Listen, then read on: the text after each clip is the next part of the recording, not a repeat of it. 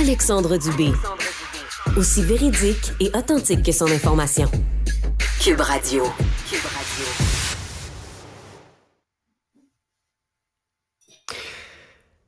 Non, ce que je vais vous raconter là ne sort pas d'un film d'Hollywood. Ça s'est passé à Boisbriand la semaine dernière. Il y a un gars qui se fait voler son VUS de luxe, un Cadillac Escalade, réussit avec la technologie à le localiser, en reprend possession et là se dit, je vais le mettre en sécurité dans une cour d'entreprise, une cour grillagée. Et là, pensant que son véhicule est en sécurité, il se dit, mes problèmes sont finis. Ben non. Parce que les deux petits voleurs qui l'avaient volé une première fois avaient mis, semble-t-il, un GPS dedans. Alors, on réussit à le relocaliser, se pointent dans la cour de l'entreprise, réussissent à se faufiler. Et là, par la suite, les choses dégénèrent. Écoutez bien. C'est quoi ton nom? C'est quoi ton nom? Laisse-moi partir! Tu fais quoi? Hey! On va te retrouver! On va brûler ta maison! Tu comprends-tu?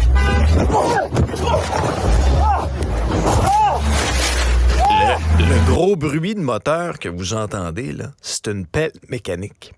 C'est un tracteur avec une pelle en avant. Et là, les employés, les gars qui étaient sur place, qui voient les voleurs arriver, disent « Écrase le char dans lequel ils sont arrivés. » Alors, avec la pelle, ils commencent à l'écraser.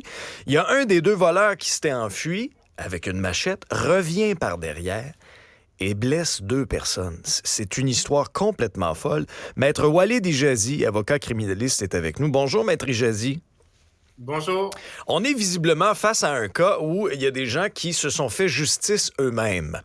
Les deux criminels se sont fait arrêter, sont accusés. Mais qu'en est-il, Maître Ijazi, des autres personnes impliquées? Elle est où la ligne lorsqu'on se fait justice nous-mêmes? Alors, c'est une bonne question. C'est quand même un scénario qui frappe très fort. Il faut, règle générale, éviter de se faire justice soi-même parce que, premièrement, il y a des institutions, des gens qualifiés pour mener des enquêtes, relocaliser un bien, porter des accusations et éventuellement essayer d'obtenir une condamnation. Ici, la première question que je me suis demandé, est-ce qu'on est dans une situation de légitime défense?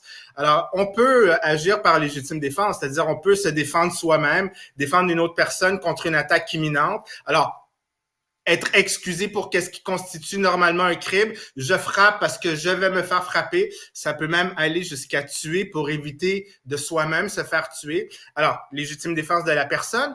Il y a défense des biens aussi. Alors ici, je me suis demandé, est-ce qu'il y a une situation de défense des biens? Dans n'importe quelle situation, alors quand je dis défense des biens, c'est-à-dire empêcher de se faire voler son bien, de se le faire endommager, détruire, récupérer notre bien que quelqu'un vient tout juste de prendre, ou si on est dans notre domicile, il y a quelqu'un qui s'introduit et repousser l'intrus. Mais peu importe le contexte, peu importe la situation, lorsqu'on parle de légitime défense, la loi, le code criminel dit que on peut utiliser une force nécessaire, agir de façon raisonnable dans les circonstances. Alors, je me répète, agir de façon raisonnable dans les circonstances. C'est très abstrait. Et quand on est dans une situation de légitime défense, là, lorsqu'on est dans le feu de l'action, on va manger un coup, on est en train de se faire voler notre bien, on n'a pas le luxe de réfléchir. On agit sous l'impulsion du moment, l'instinct de préservation. Mais on peut pas utiliser une force qui est disproportionnelle à la situation. C'est ça. Alors, Maître Ijazi, toute la notion de force excessive dans des cas comme celui-ci est importante. Donc, un des voleurs avait une machette. Le fait, par exemple, d'utiliser un loader, une pelle mécanique, est-ce que là, on est dans la zone de force excessive?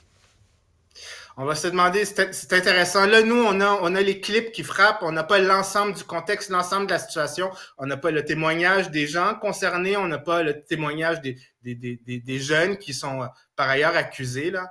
On va se demander, est-ce que c'est nécessaire ou est-ce que ça va trop loin? Alors, agir de manière raisonnable dans les circonstances, et est-ce que c'est nécessaire dans le contexte? Dans un but défensif, dans un but de préservation, dans un but de protection, pas un but de vengeance, pas par mécontentement, parce qu'on la comprend, la frustration. Je veux dire, n'importe qui s'est fait voler quelque chose, que ce soit une voiture, un vélo, un bijou, une montre, un bien important, c'est excessivement frustrant et on est animé par un sentiment de vengeance. Mais on peut pas profiter d'une situation de légitime défense pour devenir soi-même un agresseur. On peut pas profiter d'une situation de légitime défense pour dire je vais te donner une leçon, tu ne recommenceras plus. Et essentiellement, se faire justice soi-même, c'est aux tribunaux là, d'imposer une peine.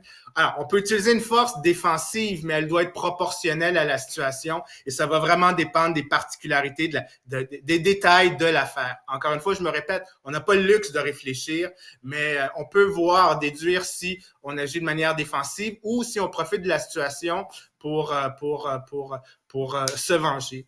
Parce que si la ligne est franchie, Maître Ejazi, ça s'est déjà vu dans le passé, que des gens qui, pourtant, là, étaient victimes d'un crime, mais qu'au final, ce soit eux qui se retrouvent au banc des accusés.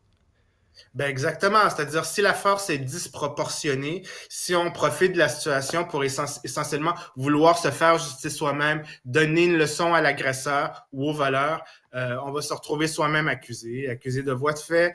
Là, m'a brûlé ta maison, est-ce qu'il y a une menace ici? Utiliser une pelle. Et là, je parle dans l'abstrait en prenant ce qu'on voit, mais dans l'abstrait. On peut pas tirer des conclusions précises au moment où on se parle, mais m'a brûlé ta maison, c'est une menace. Est-ce qu'il y a une tentative de meurtre? On réfléchit pas, on pense agir par légitime défense, mais dans le fond, la force est excessive. Alors, c'est très délicat. Aussi, alors là, c'est plus l'avocat qui parle. Là, je parle juridiquement, mais dans la vraie vie, concrètement parlant, pour parler d'une situation de quelqu'un va voler notre vélo ou notre voiture, ou lorsqu'on veut défendre un bien, peut-être qu'une situation de légitime défense d'un bien va escalader, prendre de l'ampleur, dégénérer, et on va se retrouver dans une situation de devoir défendre sa propre personne si la personne sort une arme. Alors, personne n'a on n'a pas de boule de cristal, on peut pas prévoir ce qui va arriver dans les instants qui suivent, mais ça peut dégénérer de manière très marquée et se mettre soi-même en danger, là.